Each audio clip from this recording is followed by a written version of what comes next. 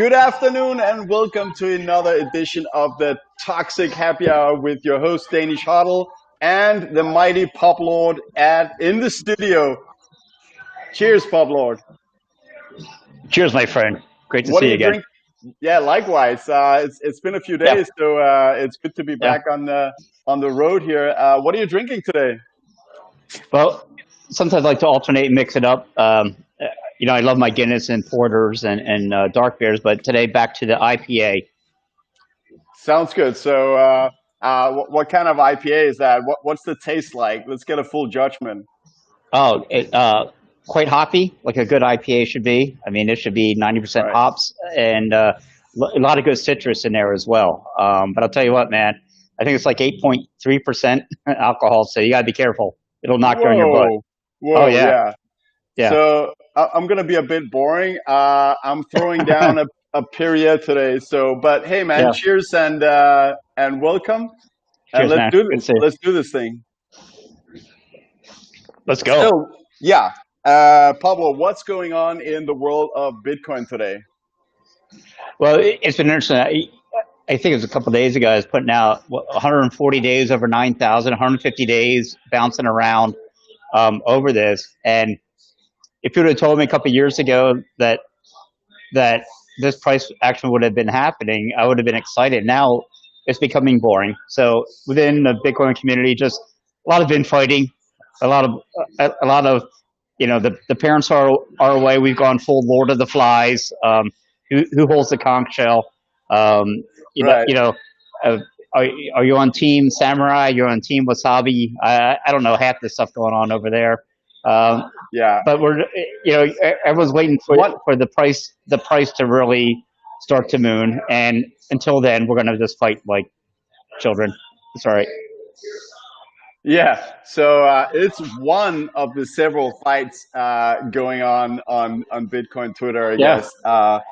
So regarding the price, as you're mentioning, I think, and we've got Judge in the house here. Oh, it's Arbitus. Hey, how's it going? Arbitus is a friend of mine who's copying me on eToro. That's how we met each other. I guess you meet people through Bitcoin in so many ways, just like you and I met, yeah. which is awesome. So the thing you were saying about the price, like a record amount of days that we closed above 9,000, right? You said, or 10,000? 9,000. Well, even 10,000. There's a technicality. It dipped to maybe 9,900, but in the spirit of things, hell, we've been over 10,000 since I believe July 26th. Right. It's fantastic, man. It's fantastic. It is. And at the same time, even though we're setting a record with the price being this long at this high level, it still just feels boring, right? But we have to remember that we spent 2 months around the 92, 9,500, Yep. and then all of a sudden, in a matter of just a few days, we jumped to 12,000, right? Oh, absolutely. So and I feel it's the same thing. I don't do short-term analysis as such, but my feeling is that we're really at the bottom of where the price possibly can be, and that's partly due to the halving the 11th of May this year, where fresh supply has been cut in half. The mining rate is half of what it was before the 11th of May, and Yeah. even we got bad news like BitMEX that normally scares a lot of people and sends the price significantly down. It only cost or created like a few $100s of drop in the price. I really feel we are at that hodl level floor where there's hodlers out there just buying up, Yeah. keep buying up on a daily basis, and keeping the price, at this level like a floor, it seems. I'm setting myself up for failure saying that because Yeah. Sure. we might Yeah. go below 10,000, but I really don't think so at this stage. I feel it's much more likely we have that $2,000 jump again to the Yeah. upside. I feel October is going to be a great, but we'll see what happens. Yeah. So I think HODL has he's got the position cornered on calling the $10,000 will never go below again. It's interesting. It's hard to believe it's only in March that we were at 5,000, and people don't realize that. Right. Oh, I'm sorry. You only double your money since March. And what kind of Yeah. Ponzi scheme is this? I would say, And yeah. Go ahead. yeah, I just want to say that if we look at the absolutely like capitulation bottom, it even came down to like 3850 or something, like 3,850. Like, but just shortly, and then Yeah. bounce back up as it does when it's like a capitulation bottom. But you're right with the hodl or not. Uh, he's become a little bit like, it's become a meme that anytime we're above 10K and he says, "All right, we're never gonna go below 10K Yeah. again," it Yeah. always happens. But to be honest, I think this time he's right. I really do. Um, Yeah. so Yeah. I remember kicking around from 7,000 up to 9,000, and then when it was pushing 10, and I don't know who was dumping on the market. Now we know we had a backstop. Uh, little guys like me stacking sats were backed up by Michael Saylor buying just, I don't what was it? know, 0.19 Bitcoin every 3 seconds, Yeah, and here I am. Oh, look at me! I'm when, establishing the floor. No, you're getting someone like Michael Saylor right, establishing this new floor, and yeah, absolutely. To me, 10,000 is the new floor. Yeah.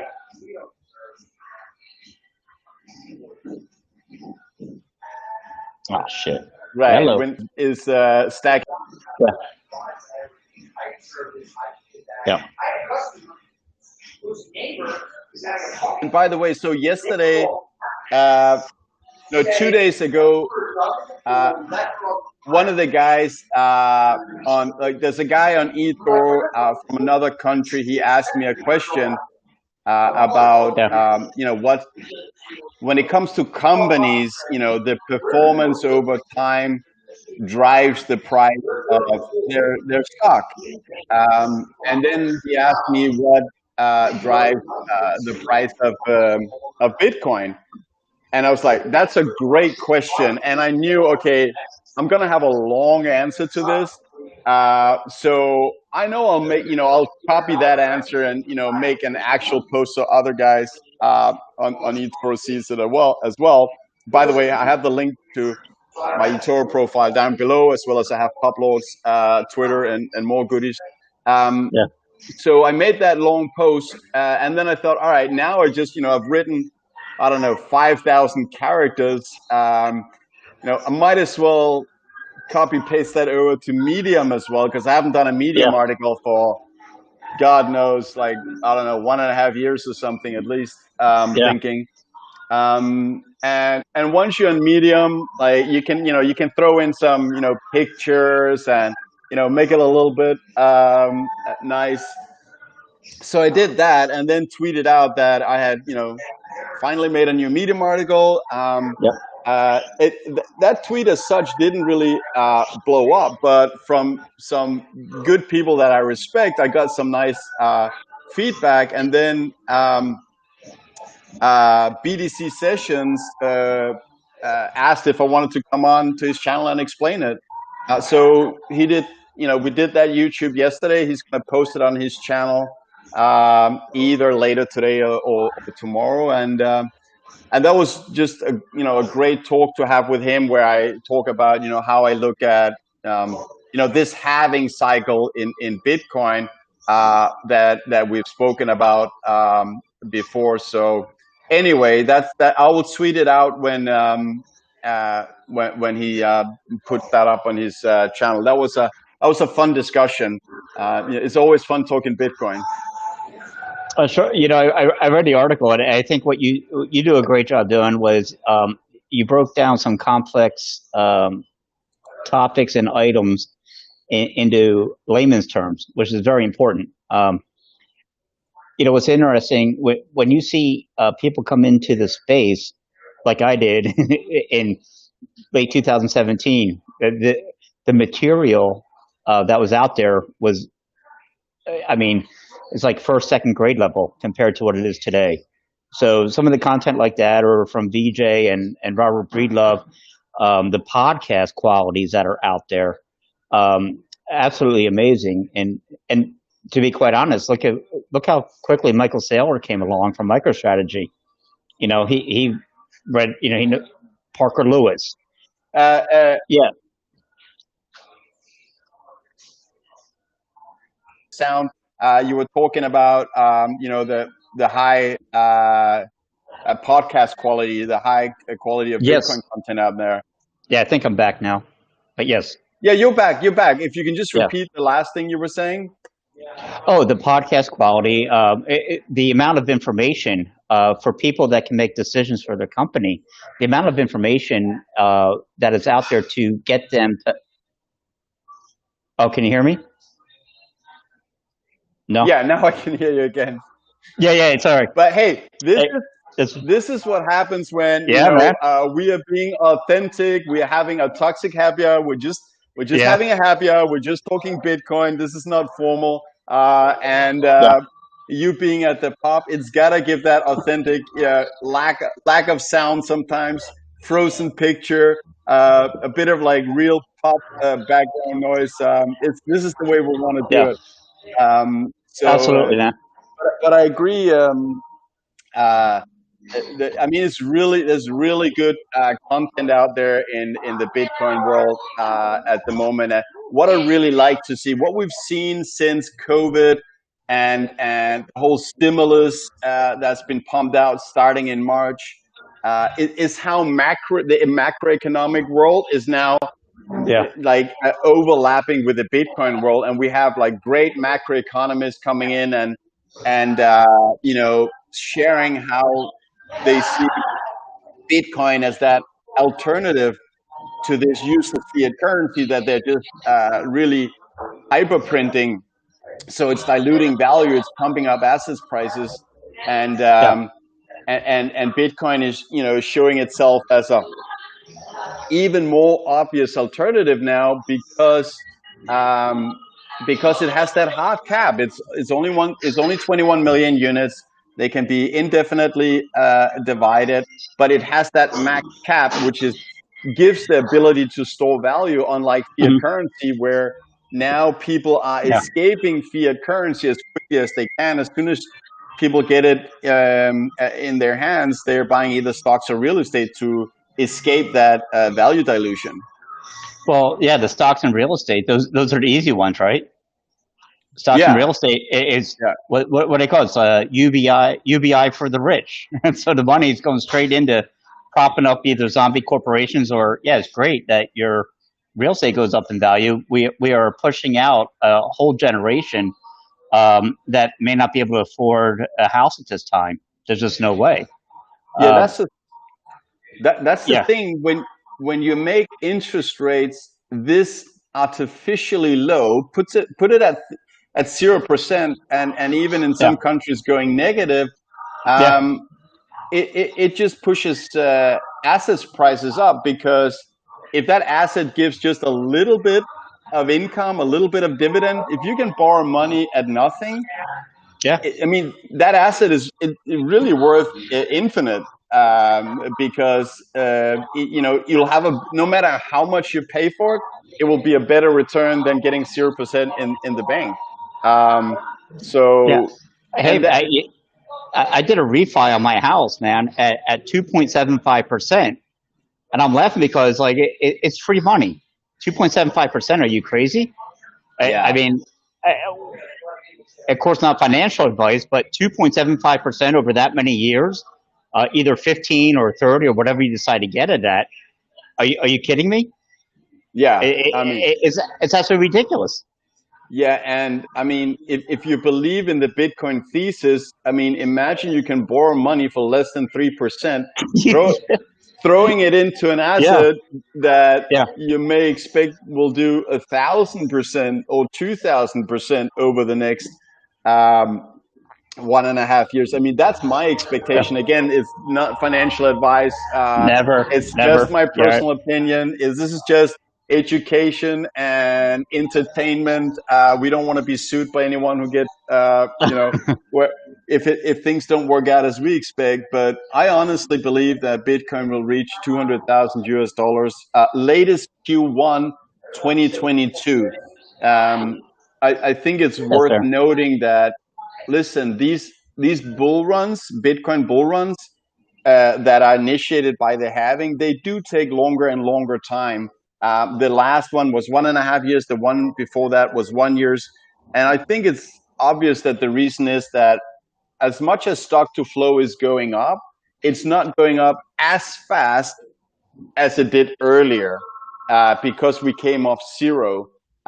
So price is still being pushed up by a lack of, by a low inflation rate, Yeah.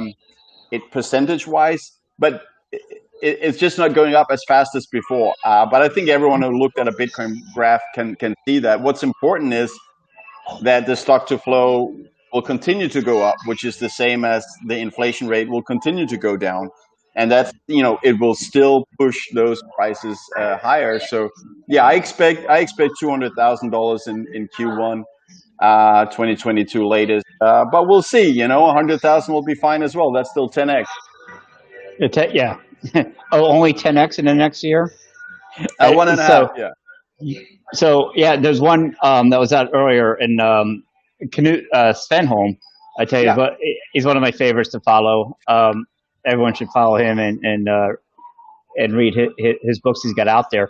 But he retweeted one. I think it's from Bitcoin and Books here. But 22% of U.S. dollars were created in 2020. You gotta let that sink in. 22%? 22% of U.S. dollars now in existence were just created this year. Yeah, it's an amazing speed at which they're diluting the monetary basis, Yep. and that's really what is causing this asset inflation that's just going really fast. Even though people have lost jobs, Yep. really houses are getting more expensive.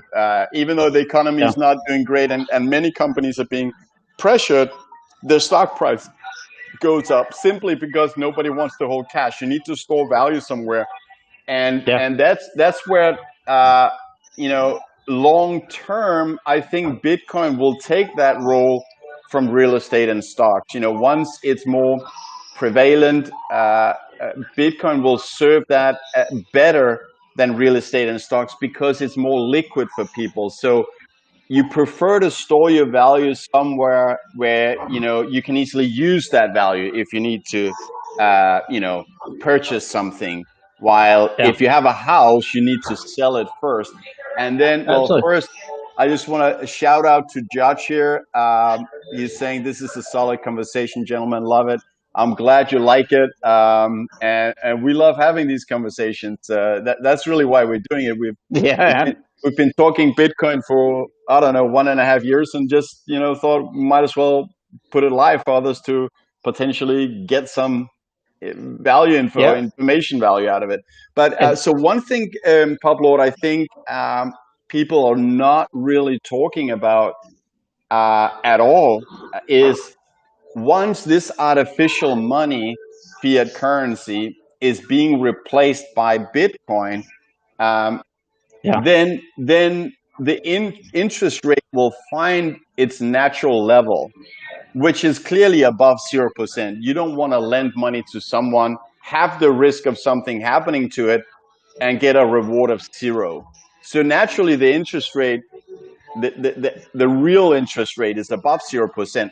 And whenever that interest rate moves from the artificially low 0% to maybe a natural, let's say 5%, just to use a number, those assets are going to come tumbling down, because the Yeah. same thing that Yes. that that pushed those assets higher, Yeah. real estate, stocks, other things, they will Yeah. no longer be held, artificially high. All of a sudden, their return needs to be compared with the real interest rate in society.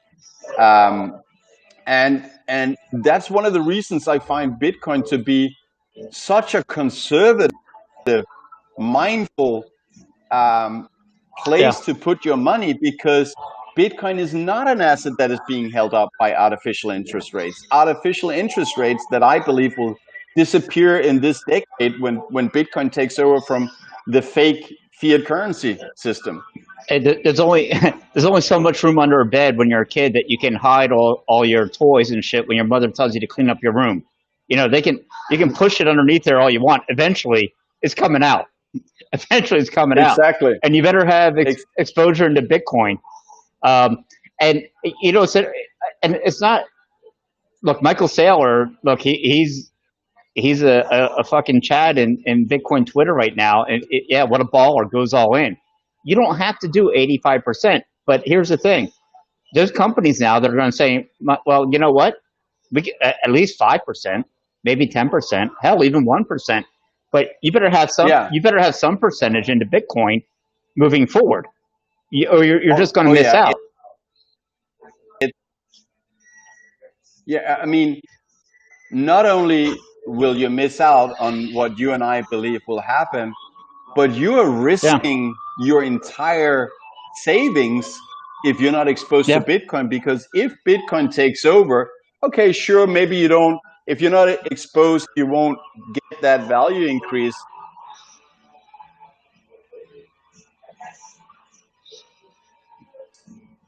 All of a sudden has to become what it's supposed to be, then yeah, those assets, the other assets you have, will come tumbling down. Fiat currency itself is going yeah, to be totally eradicated and lose all value, in my opinion. But as I mentioned, those other assets that yeah, mutual funds invest in, the hedge funds invest in, they yeah, will suffer significantly with a normal interest rate. So, and I you know, a company like MicroStrategy with Michael Saylor that really does research on Bitcoin and say, look, we're probably better off storing our value in something that is capped, in contrast to fiat that is just being diluted this year alone with 22%, which is just, I yeah. mean, it's quantitative easing on steroids, as I say. Uh, but I think if Yeah, other companies start to make that research, they will get to the yeah, same conclusion as Michael Saylor, that yes, it is safer, yeah, and because it is safer, you don't want to expose your company funds 5% to yeah, Bitcoin and 95% to fiat, because once you yeah, run the numbers, once you do the yeah. research, you will get to that conclusion like Michael Saylor, where um, you don't want to have any exposure to fiat currency. You want to be all in Bitcoin because Yeah. it's the conservative right choice to preserve value. Well, you got to look at where we've come from in the last couple of years. From Jamie Dimon, everyone's called it, oh, it's a scam, it's a Ponzi, it's this, to now you have someone that like Michael Saylor that puts not only 450 million.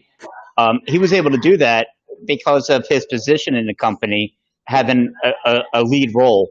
There are many small companies. A shout out to Tahini's. Um, you know, a great little restaurant. Apparently, I think they're out of Toronto, but they have restaurants all over. But small companies like that are going to be positioned to take such advantage of this. They don't have to go through the rigmarole of convincing people that are in their 70s that are on the board of directors and are still, on a gold standard. They don't have to wait for trying to convince them. They see the future. So you know, things are upside down now. Yeah, Those that were poor will get rich. Those that have nothing to lose will understand. It's the countries that have nothing to lose that will go all in on Bitcoin. You yeah. see, it's going to be the late people coming in, and these dinosaurs of companies that can't make a decision for 1 year are going to miss out. Absolutely, and these countries you're talking about, it's they can avoid the weaponization of the dollar, Yeah, because U.S. have weaponized their currency, where yeah, it is the trading currency of the world. Oil is traded in dollar, etc., yeah, and U.S. therefore can block any countries yep, from doing trades that they don't like. And I mean, you can agree or disagree with, uh, you know, specific countries, or these sanctions, but uh, Bitcoin doesn't care about nope, politics, And Bitcoin from these sanctioned countries is a money that will allow them to do business as a sovereign country without someone telling them that disagree with them whether they can do business or not. Hey, Bitcoin is the truth. Bitcoin is fair, and it doesn't care who you are.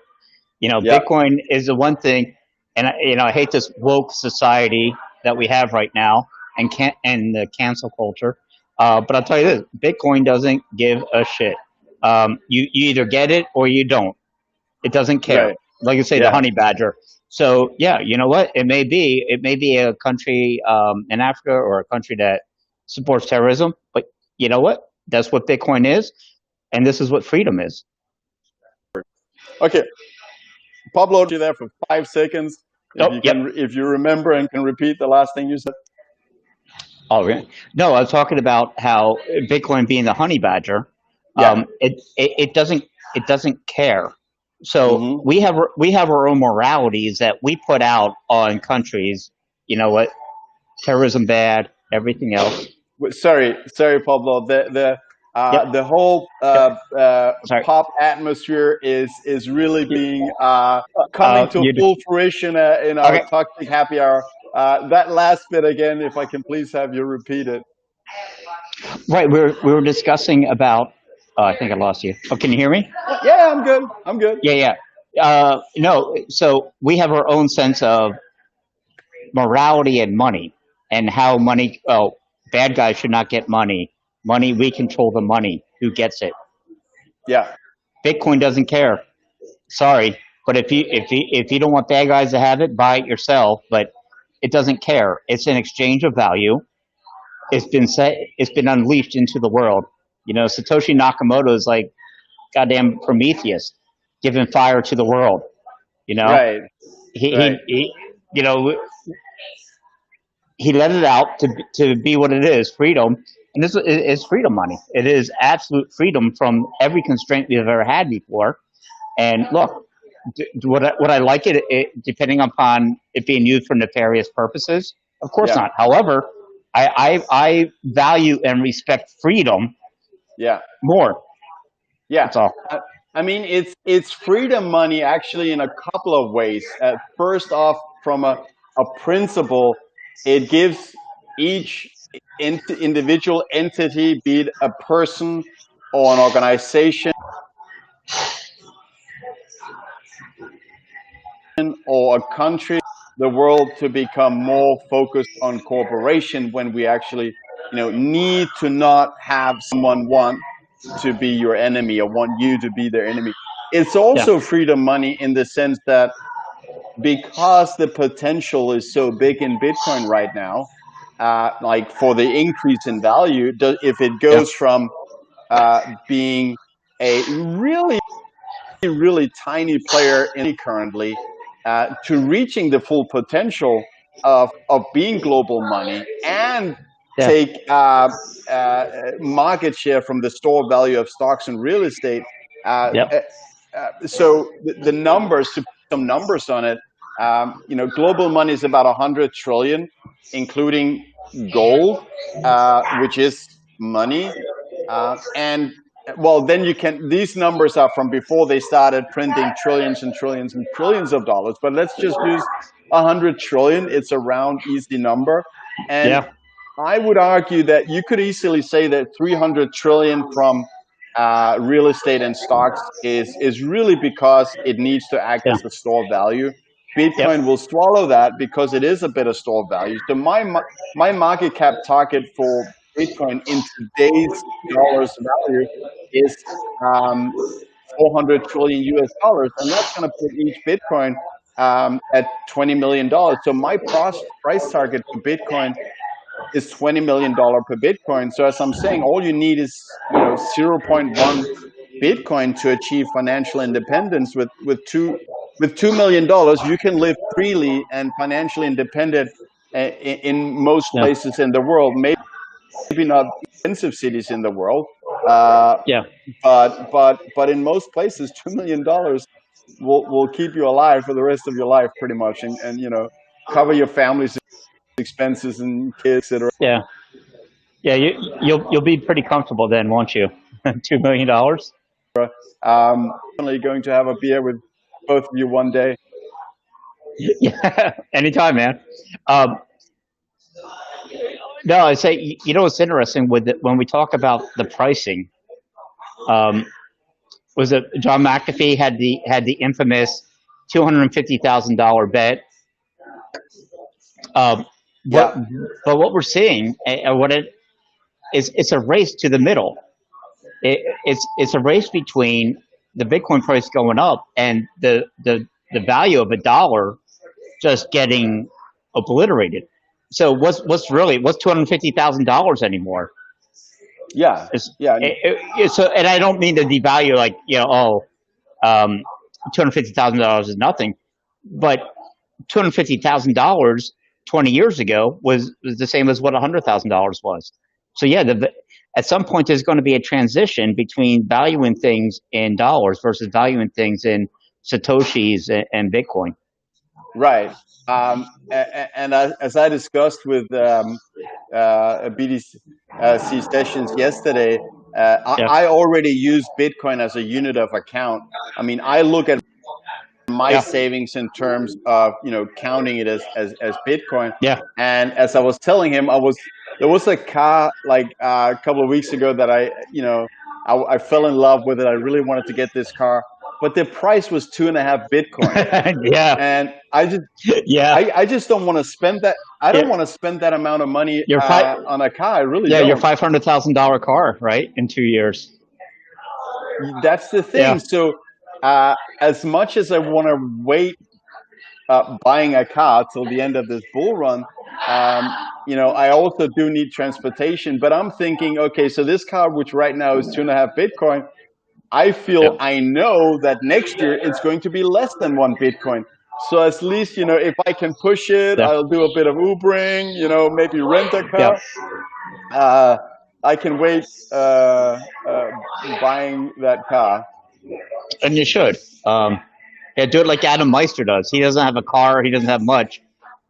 Not a single luxury. I know. No, I know he's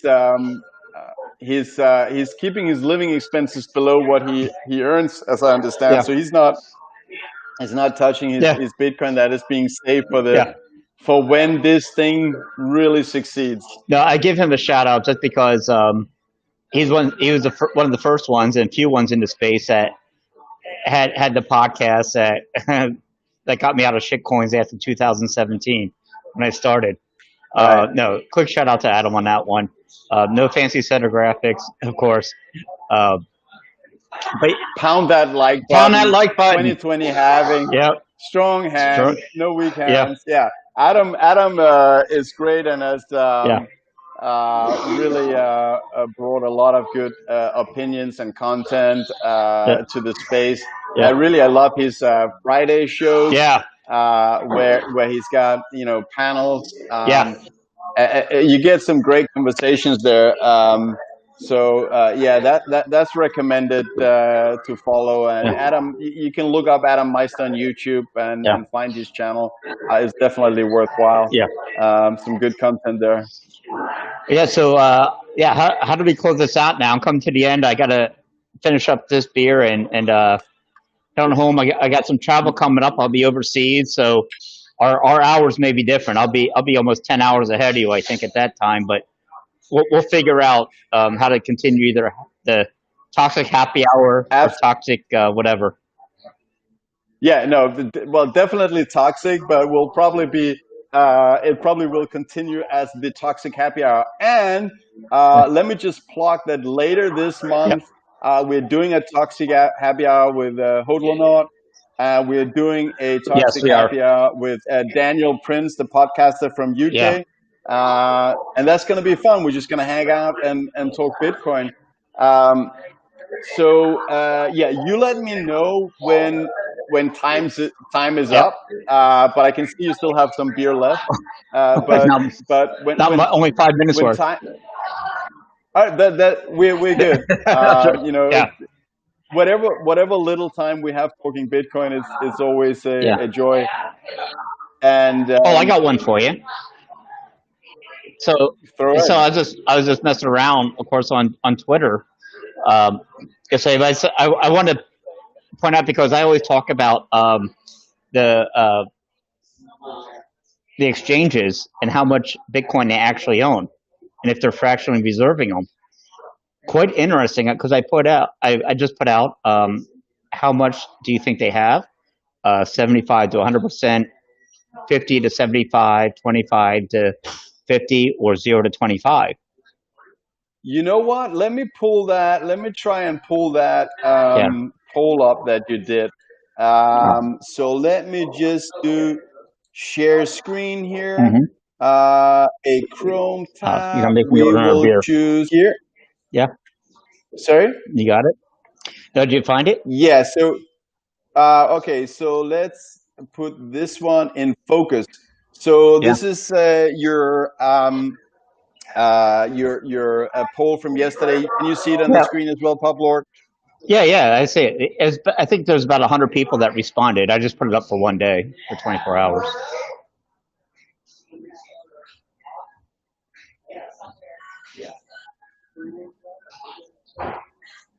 Oh, hang on.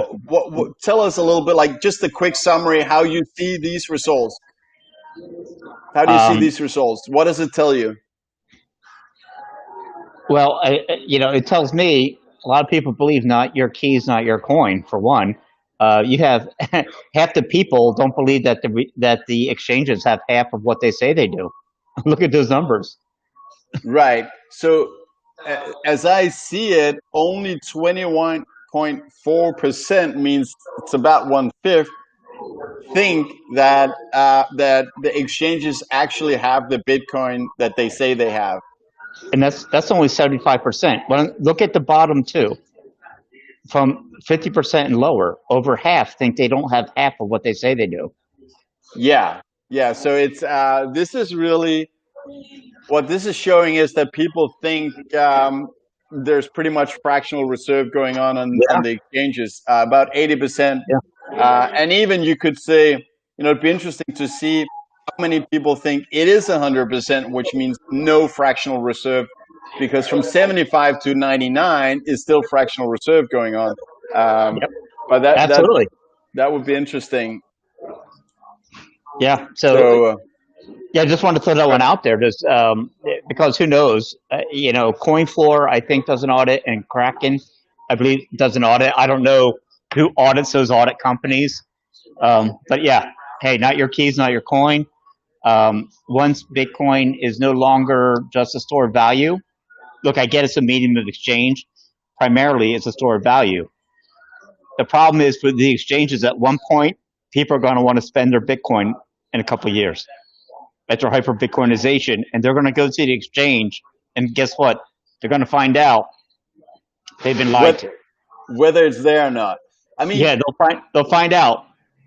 I mean, I have no doubt that on some of the dodgy exchanges, there could be fractional reserve, but I just think that an exchange run out of either Bitstamp in Yeah, Luxembourg, I believe it is, or some of the exchanges here in America. I think that these people running them, if they were to do fractional reserve and it became a problem, I think they're in for some serious jail time. So I'm not sure if it's happening in US, but I mean, I'm not an expert in the area, but definitely not your keys, not your coins. yeah, So for the sake of your family, it would be probably idea to have a yeah. significant amount of what you have in cold storage somehow. Um, Absolutely. And I'm not saying that they are fractional reserving. It's interesting to me, especially when you look at prices. I think prices can be easily suppressed by fractional reserving. You just don't know. But that's the brilliant part about Bitcoin is eventually you're going to unleash the genie. It's not like gold. Gold, you can own gold, and that's what you do. You get a piece of paper saying that you own gold, but uh-huh. you don't have the gold bars. You're not shaving off a piece of it. Well, get ready for when you can spend Bitcoin. Get ready, and people Yes. pull it off the exchange because that's the litmus test. We'll find out in a hurry. I agree. It's really a matter of um, when, as you say, Bitcoin becomes the money that we use. When it becomes the money that we'll need to spend in the supermarket or buying a house or a car, whatever. Uh, Yeah, then you know you're no longer trading it on an exchange. yeah, You just want to hold that Bitcoin yeah, because it's your money that you now have to use for everyday life, yeah. and you might want to get your Bitcoin off uh, before that happens, if not today or yesterday. But hey, Perfect. uh, I Pablo, know. I'm really looking forward to doing the exotic toxic happy hour from Yeah, some exotic destination somewhere in the yeah. world where you're located. We'll see what the pops look like there. Maybe you can give like a 30-second tour showing us. Well, I hope you get a connection that is good enough. maybe the hotel room time frame because pubs may be closed where I am when you're just waking up. So we'll find out. Either way, we'll be in I touch, think man. We'll be in maybe touch for sure. maybe it'll work out that by the time I finally go to bed, you're actually already done with your work and ready for pub time, happy hour. Hey, we'll figure it out, man. And we'll always talk Bitcoin. Yeah. Oh, so I ran into a party last night at my neighbor's place, and the mat says, it's always happy hour here, and it really was just a fun time, a happy hour, and so this to me is just an extension kind of that party. We'll keep it up, man. We'll always keep it up. Yeah, and don't forget that happy hour is a state of mind. Always. Take So care, brother. everyone should be in the happy hour state of mind constantly. So it's time up. It's time for Pablo to Time, pack his bags, travel the time's up. world. Getting the getting the bill here. Got to sign off. But yeah, always thinking Bitcoin. I'll be back on Twitter here in a few minutes, probably. As always, Yeah, gotta work on some memes and yeah, just sending out the love and strong hands to all the Bitcoiners. So there we go, baby. absolutely. So cheers to the world of Bitcoin, Cheers, brother. and keep stacking sats out there. Be good to yourself and your future self. Transfer value from today to your future self. Keep stacking sats. Have a good one. Bye for now. Ciao.